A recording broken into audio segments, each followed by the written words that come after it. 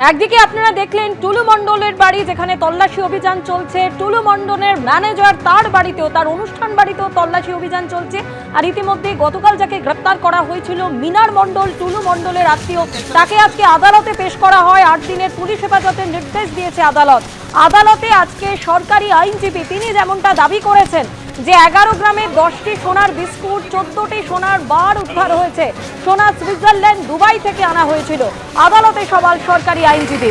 দেশের বাইরে চলে গিয়েছেন টুলু মণ্ডল। আদালতে দাবি সরকারি আইনজীবী, উদ্ধার 28.5 কোটি টাকা ও 15 কেজি সোনা।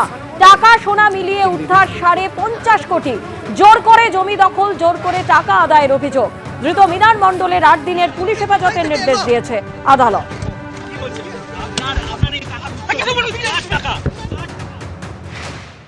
আজকে অ্যারেস্ট করে ওনার প্রোডাকশন হলো ফার্স্ট টাইম। তা আমরা পিসি পেয়ার চেয়েছিলাম, 8 দিনের পিসি পেয়ার কোর্ট অ্যালাউ করলো।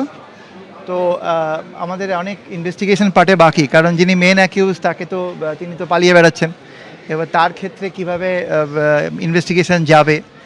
আর এই পুরো ক্রাইমটা যেটা আমরা দেখেছি, এটা একটা বিরাট এলাকা জুড়ে দীর্ঘদিন ধরে ঘটছে, এবং তার একটা ছোটোখাটো বলতে পারেন টিপ অফ দ্য আইসবার্গ, যেটা আমরা গতকাল হয়েছে। 50 কোটি টাকার মতো ওয়েলথ রিকভার হয়েছে গোল্ড আর ক্যাশ নিয়ে। এবং যেটা সবচেয়ে ইম্পর্টেন্ট জিনিস, সেটা হচ্ছে যে গোল্ডগুলো পাওয়া গেছে তাদের মধ্যে বেশিরভাগই দুবাই বা বিভিন্ন জায়গা থেকে কেনা, এবং সুইজারল্যান্ড এবং দুবাই। এছাড়া গোল্ডগুলোর মধ্যে ব্ল্যাক কিছু টেপ লাগানো, অ্যাডেসিভ টেপ লাগানো, যার ফলে এদের অ্যাকচুয়াল ডিটেকশন করা খুব মুশকিল।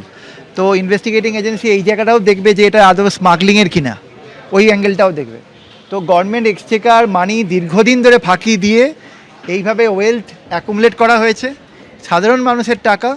তো এই পুরো ব্যাংক যা ক্যাশ যা আছে, অ্যাজ পার ল যা হওয়ার হবে, আমরা অ্যাজ পার বিএনএসএস এবং বিএনএস অনুযায়ী পেনাল সেকশন এবং বিএনএসএস অনুযায়ী আমরা আমাদের স্টেপগুলো টাইম টু টাইম নেব, যেটা করণীয়।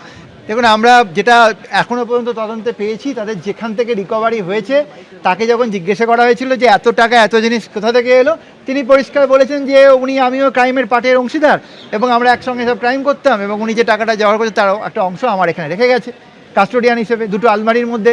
যেটা প্রথমে উনি চাবি দিতে চাইছিলেন না, চাবি দেননি, সহযোগিতা করেননি, প্রথমে দরজাই খোলেননি। উনি জানতেন যে কী আছে, ওনার কন্ডাক্টটা আজকে আমি কোর্টের কাছে বলেছি। তো যাই হোক, আলটিমেটলি আলমারি ভেঙে দুখানা আমরা আপনারা সবাই জানেন কি পাওয়া গেছে, হিউজ পরিমাণে ওয়েলথ অ্যান্ড ক্যাশ।